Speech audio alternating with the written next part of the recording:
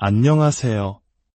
인간 심리의 가장 깊고 어두운 부분을 탐험하는 시간입니다. 혹시 살면서 이런 사람을 만나본 적 있으신가요?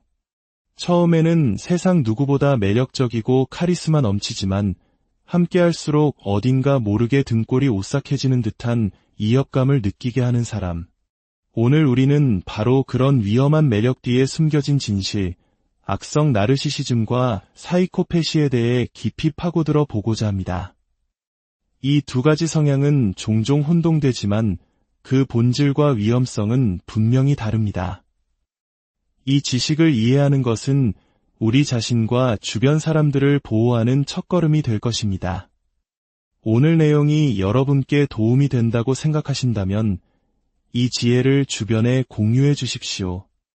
여러분의 구독과 좋아요는 우리가 이 어두운 주제에 계속해서 빛을 비출 수 있는 큰 힘이 됩니다. 자, 그럼 시작하겠습니다.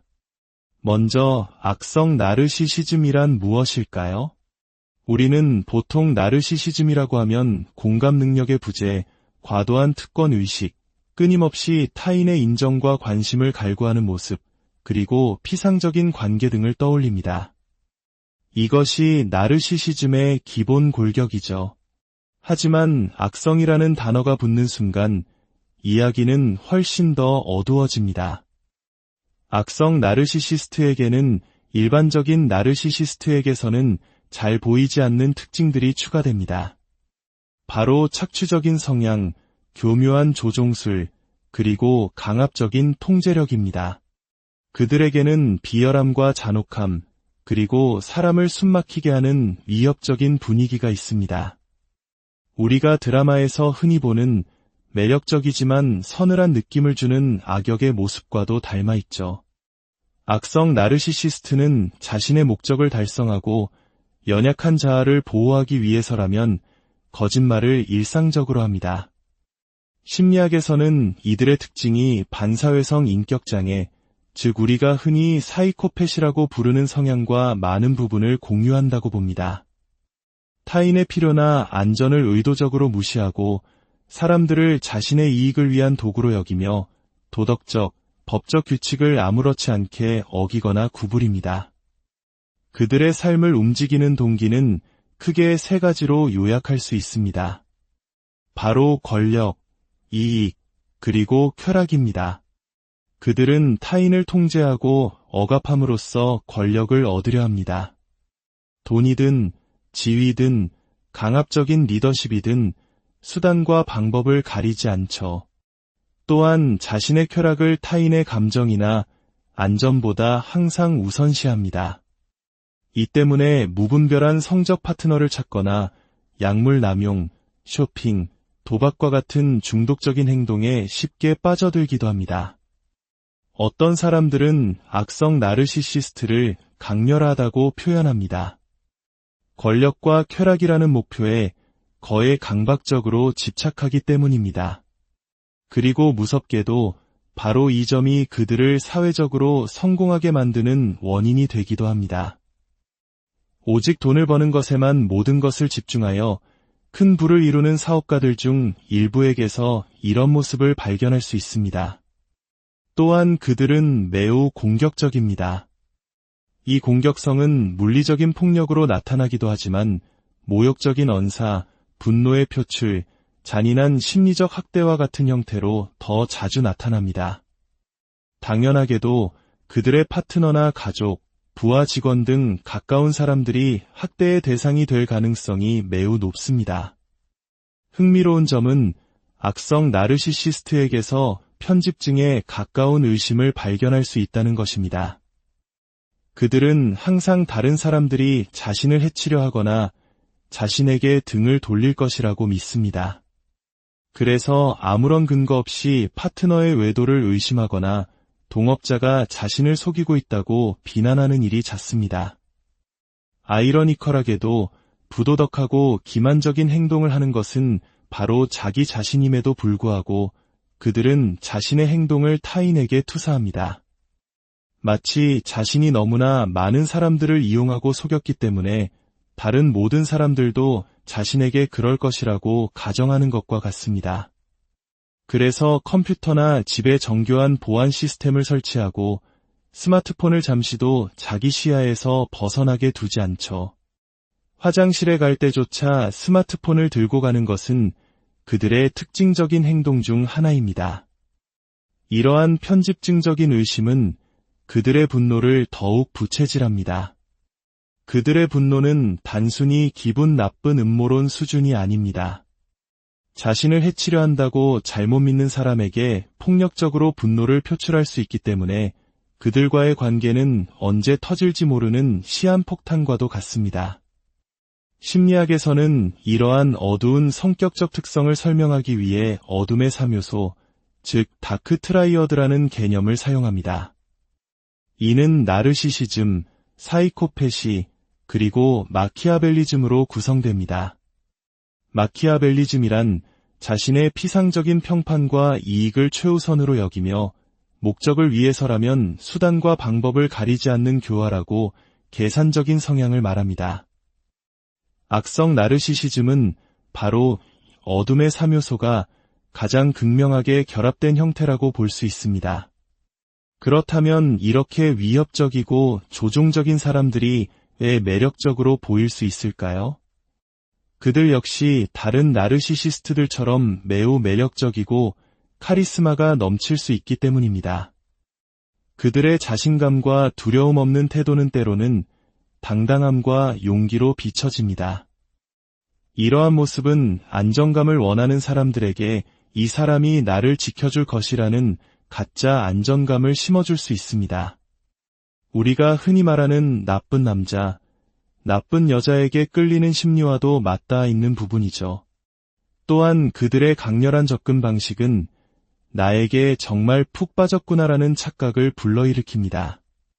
하지만 그 강렬함은 애정이 아니라 통제와 지배의 전조입니다.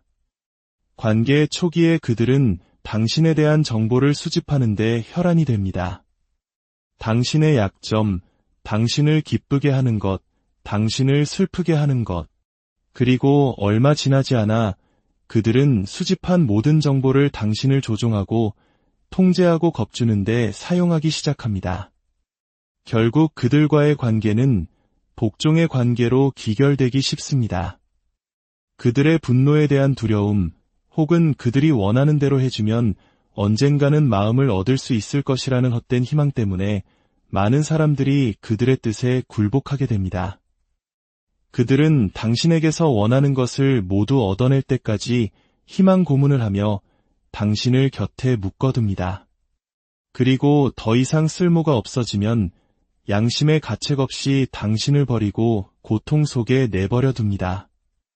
이제 가장 중요한 질문으로 넘어가 보겠습니다. 나르시시스트와 사이코패스는 어떻게 다를까요?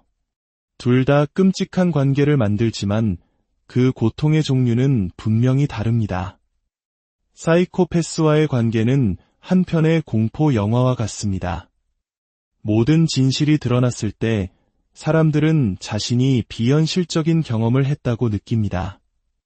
그들은 사기, 기생적인 행동, 그리고 거대한 거짓말에 능숙합니다. 예를 들어 결혼한 적이 있다는 사실이나 자녀가 있다는 사실을 숨기고 자신의 직업이나 출신에 대해 엄청난 거짓말을 합니다. 가짜 신분이나 가명을 사용하고 심지어 범죄 기록을 숨기기도 합니다. 사이코패스는 나르시시스트보다 훨씬 뛰어난 거짓말쟁이입니다. 나르시시스트는 거짓말을 할 때 내면의 수치심 때문에 약간 불안해 보이는 경향이 있습니다. 하지만 사이코패스는 너무나 냉정하고 계산적이며 교활해서 살아있는 할머니의 결혼 반지를 훔쳐 자신의 보석금으로 쓸 수 있을 정도입니다. 그 정도로 양심이 없습니다. 반면 나르시시스트와의 관계는 좀 더 복잡합니다. 그들은 사이코패스가 되기를 열망하는 것처럼 보이지만 내면의 불안감, 수치심, 연약함 때문에 그렇게 될 수 없습니다. 나르시시스트의 과대함은 연약한 자아를 보호하기 위한 방어기제입니다. 하지만 사이코패스는 스스로의 위대함을 정말로 믿습니다. 그래서 그들의 과대함은 나를 건드리면 가만두지 않겠다는 식의 순수한 위협에 가깝습니다. 여기서 가장 중요한 비유가 나옵니다. 나르시시스트가 내가 널 부숴버릴 거야 라고 말하는 것은 마치 악당 코스튬을 입은 어린아이가 으름장을 놓는 것과 같습니다. 하지만 사이코패스가 같은 말을 한다면 그들은 정말로 당신을 부숴버릴 것입니다. 그리고 그들에게 악당의 옷은 코스튬이 아니라 바로 그들의 맨살, 본 모습 그 자체입니다. 나르시시스트와의 관계에는 평범한 날, 심지어는 괜찮은 주나 달도 존재합니다. 때로는 좋은 부모처럼 행동하기도 하고 다정하고 따뜻한 모습을 보이기도 합니다. 바로 이 좋은 날과 나쁜 날의 혼재가 관계를 더욱 혼란스럽게 만듭니다. 사람들은 그 좋은 날의 기억 때문에 혹시 내가 잘하면 관계가 나아지지 않을까 하는 희망 고문에 시달리며 결국 모든 것을 자기 탓으로 돌리는 자책의 굴레에 빠지기 쉽습니다. 하지만 사이코패스와의 관계에서는 그런 좋은 날을 거의 찾아볼 수 없습니다.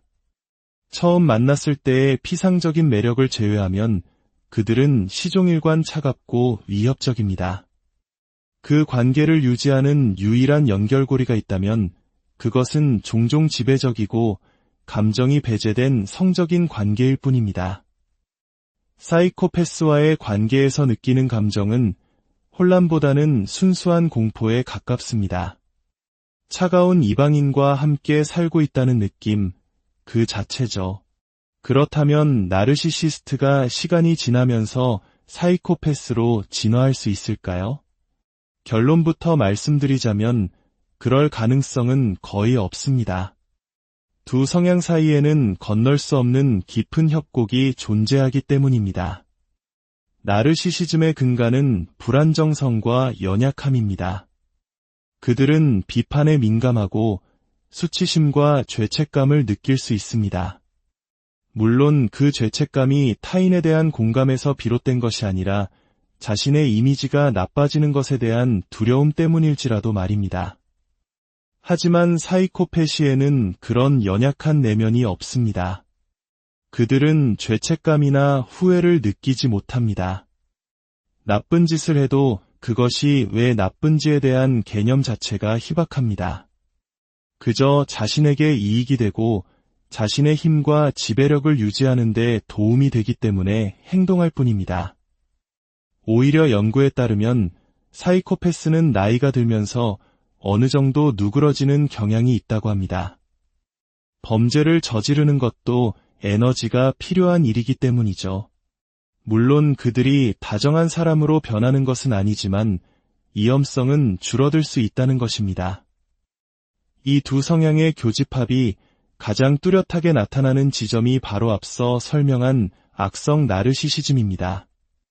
냉담하고 적대적이며 충동적이고 악의적이지만 그럼에도 불구하고 사이코패스와는 달리 약간의 불안정성을 가지고 있는 사람들.